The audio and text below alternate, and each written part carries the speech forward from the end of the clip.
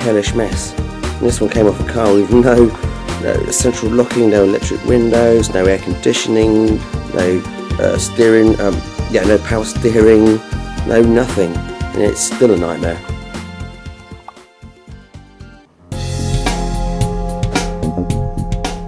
First thing to do is lay the wiring loom roughly in position on the car. The next thing to do was make up some brackets for the instrument pod.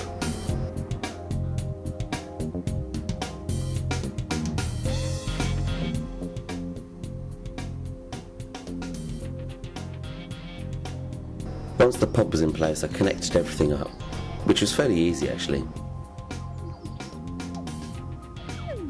The fuel lines and brake lines have all been connected up, the wiring loom's all been plugged in, so it's ready to try and start her up.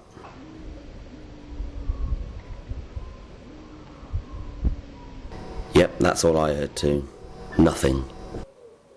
I've been trying to get it started with absolutely no joy. There is, here, an aftermarket engine immobiliser, and for a couple of weeks I was blaming that for everything. Every time I try to start it up, nothing. No lights, no energy, nothing. The only thing that actually seemed to work was the engine immobiliser.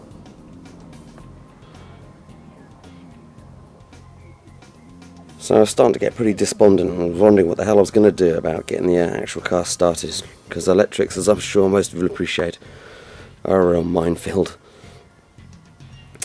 Anyway, one of the main things about the Mazda is that every single connector is unique. Every single connector only goes to one place. Every single connector, that is, except the one that goes to the wiper stalk and the one that goes to the ignition barrel. And guess who connected them up wrong?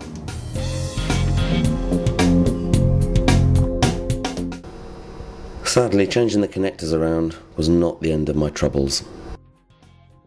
Trying to get this car started has provided me with hours of fun, we call it. She just won't start, and I don't know why. Tried the crankcase sensor, or crank angle sensor. Checked the coil pack. Got a spark, fuel is getting to the engine, it'll run for 1.5 seconds and then it dies. I've got no ideas.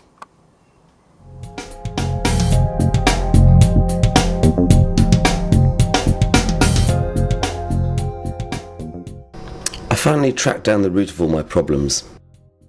If you look at this picture closely, you'll see just where the steering column comes out, there's a little box just to the right of where it would come out. It's the transponder for the engine immobiliser, and somehow when I was undoing all the wiring loom I missed it and failed to take it off the dash. Sadly, that dash got thrown away with it still attached. I was therefore left with no option but to buy an entirely new ECU, transponder, key and key detector. I never actually got a shot of the car starting up for the first time. I think I've tried so many times I've long since given up videoing it. But just take my word, she's running just fine right now, and she'll soon be on the road.